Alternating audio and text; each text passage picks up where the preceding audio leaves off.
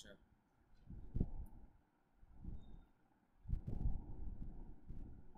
আসসালামু আলাইকুম ওয়া রাহমাতুল্লাহি ওয়া বারাকাতুহু।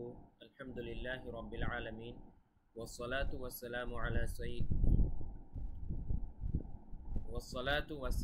আলা সাইয়্যিদিল মুরসালিন ওয়া আলা আলিহি ওয়া আসহাবিহি আজমাইন। প্রিয় শিক্ষার্থীবৃন্দ, আমরা ইতিমধ্যেই কিন্তু তাজদীদ চিহ্নের সাথে পরিচিত হয়েছি। তাজদীদের উচ্চারণ কিভাবে করতে হয় সেটাও আমরা শিখেছি এবং তাজদীদ ব্যবহার করে আমরা তাজদীদের মাধ্যমে এবং তাজদীদের ব্যবহার সহ দুই অক্ষরের শব্দগুলো কিভাবে বানান করতে হয় সেটাও কিন্তু আমরা শিখেছি। তো এখন আমরা তাজদীদের ব্যবহার সহ এছাড়াও পেছনে এই পর্যন্ত আমরা যতগুলো পাঠ পড়েছি সবগুলো পাঠের প্রয়োগ আমরা এই পৃষ্ঠার মধ্যে পাবো ইনশাআল্লাহ। 16 নম্বর পৃষ্ঠাটি আজকে আমরা পড়ব। তো তাজদীদের ব্যবহার ভালো করে বুঝে থাকলে আপনারা এই পৃষ্ঠাটি খুব সহজেই নিজেরাই পারবেন। তারপরেও আমি প্রথম দুই একটি বলে দিব, তারপর এগুলো আপনারা বলবেন। বলার পরে তারপরে আমার উত্তরটা শুনে মেলাবেন আপনারা ঠিক বলেছেন কিনা। চলুন আমরা শুরু করছি। প্রথমটা আমি বলে দিচ্ছি, দেখুন।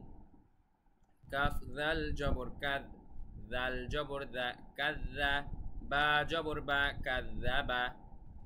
তারপরে এটি হচ্ছে আইন দাল জবর আদ, দাল জবর দা, আদ্দা, দাল জবর দা, আদ্দাদা। ঠিক একইভাবে এটা আপনি বলুন।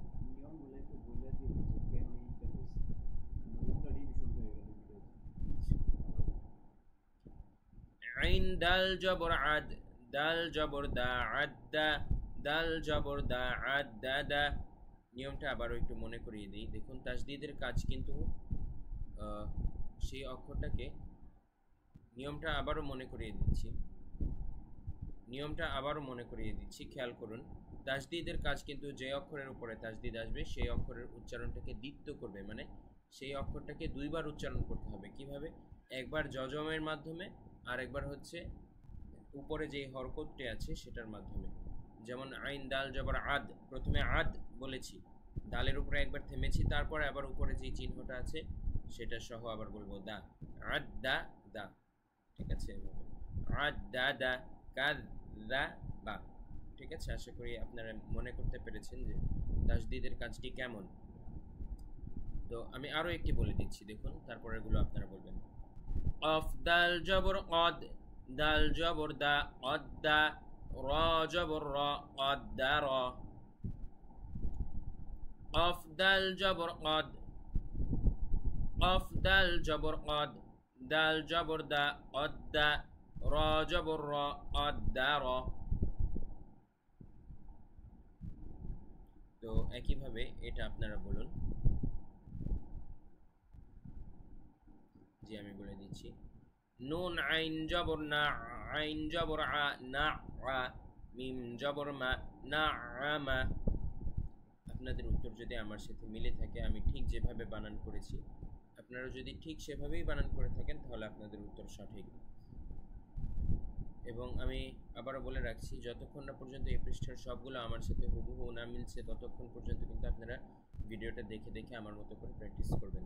ফাইনাল টেস্ট দিয়ে যখন দেখবেন যে আমার সাথে সবগুলো উচ্চারণ এবং বানান পদ্ধতি মিলেছে, তখন আপনারা পরবর্তী পাঠের জন্য উপযুক্ত বিবেচিত হবেন। এটি বলেন।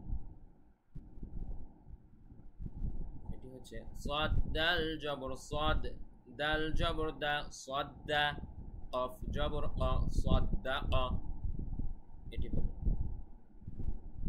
লাম জবর হাল, লাম জবর লা, হাল্লা, লাম জবর লা, হাল্লালা। আমি সময় কিছুটা কম দিলেও আপনারা কিন্তু ভিডিও পজ করে আপনাদের উত্তরটা দিবেন। আপনার উত্তর দেওয়া হলে তারপর আবার ভিডিও প্লে করে আমার উত্তরটা শুনবেন, কোনো অসুবিধা নেই। এটা বলুন।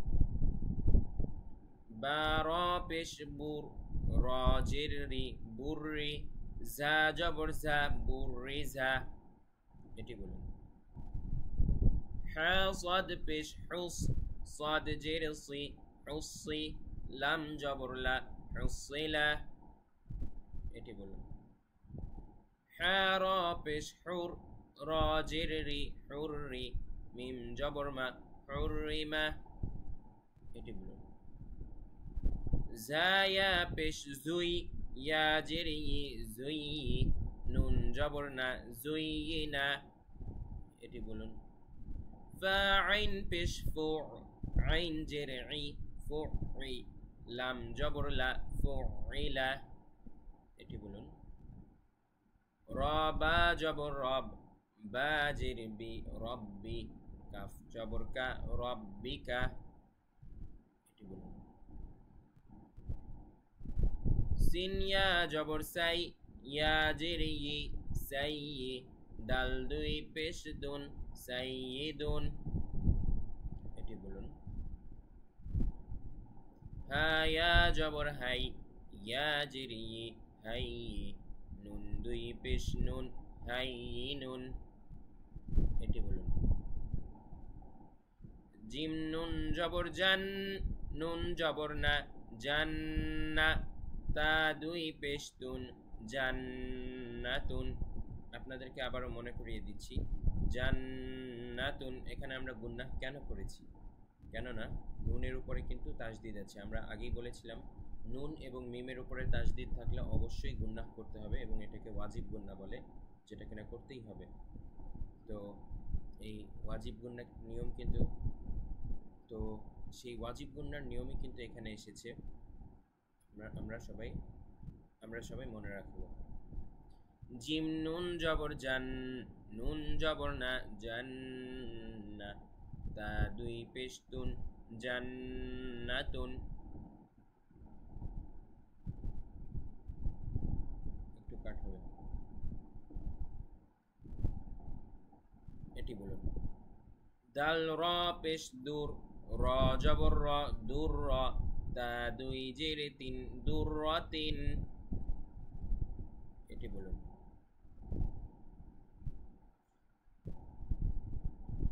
এটি বলুন কাফ র জবর কার র জবর র কার র তা দুই জের তিন কার র তিন এটি বলুন কফ ওয়াও পেশ উ ওয়াও জবর ওয়া উ ওয়া তা দুই জের তিন উ ওয়া তিন এটি বলুন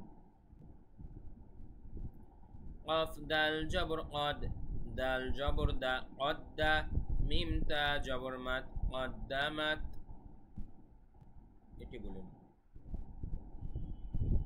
কাফ দাল জবর কাদ দাল জবর দা কাদ্দা বা তা জবর বাত কাদ্দাবাত এটি বলুন ফা জিম পেশ ফুজ জিম জের জি ফুজি র তা জবর রত ফুজিরত এটি বলুন সিন ওয়াও জবর সাও ওয়াও জবর ওয়া সাওয়া লাম তা জবর লাত সাওয়ালাত এটি বলুন তা জবর তা হামজা খ জবর আখ তা আখ খ র জবর খর তা আখর এটি বলুন তা জবর তা কফ দাল জবর কদ তা কদ দাল মিম জবর দাম তা কদ্দাম এটি বলুন হা র পেশ হুর এটি বলুন হা র পেশ হুর র জের রি হুররি মিম তা জবর মাত হুররিমাত এটি বলুন ফা সাদ পেশ ফুস সাদ জের সি ফুসি লাম তা জবর লাত ফুসিলাত এটি বলুন সিন ইয়া পেশ সুই এটি বলুন এটি বলুন সিন ইয়া পেশ সুই ইয়া জের ই সুই র তা জবর রত সুইরাত এটি বলুন কাফ ওয়াও পেশ কু ওয়াও জের উই কুই র তা জবর রত কুইরাত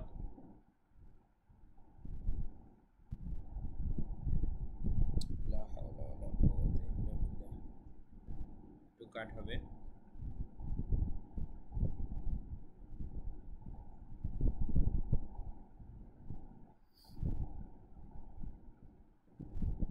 এখন শুরু হচ্ছে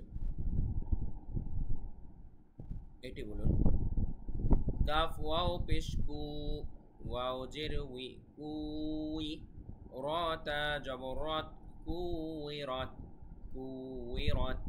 ঠিক আছে, খেয়াল রাখবেন এখানে কিন্তু এক আলিফ টান পুরোপুরি হবে না, একদম হালকা একটা টান হবে। কুইরাত এভাবে, কুইরাত মনে রাখবেন। কুইরাত কুইরাত কুইরাত, এটি বলুন একই নিয়মে বলে দিচ্ছি। ঝা ওয়াও পেশ জু, ঝা ওয়াও পেশ জু, ওয়াও জের উই জুই, জিমতা জবরজাত জুইজাত জুইজাত, এটি বলুন। জাল লাম পেশ জুল, লাম জের লি জুল্লি, লামতা জবরলাত জুল্লিলাত। হ্যাঁ হয়েছে, শেষের শব্দটা আবার বলুন, শেষের শব্দটা কাট হবে, আবার বলছি। এটি বলুন। জাল লাম পেশ জুল, লাম জের লি জুল্লি, লামতা জবরলাত জুল্লিলাত। প্রিয় শিক্ষার্থীবৃন্দ, তো আমরা এই 16 নম্বর পৃষ্ঠার প্রথম অর্ধেক শেষ করলাম। এই প্রথম অর্ধেক খুব ভালোভাবে আয়ত্ত করে তারপরে টেস্টে পাস করলে আপনারা তারপরে দ্বিতীয় অর্ধেকে আসবেন ইনশাআল্লাহ। দেখা হচ্ছে পরবর্তী ক্লাসে দ্বিতীয় অর্ধেক নিয়ে। সে পর্যন্ত সবাই ভালো থাকবেন, ভালো মতো চর্চা করবেন। সবাইকে অনেক ধন্যবাদ। আসসালামু আলাইকুম ওয়া রাহমাতুল্লাহ।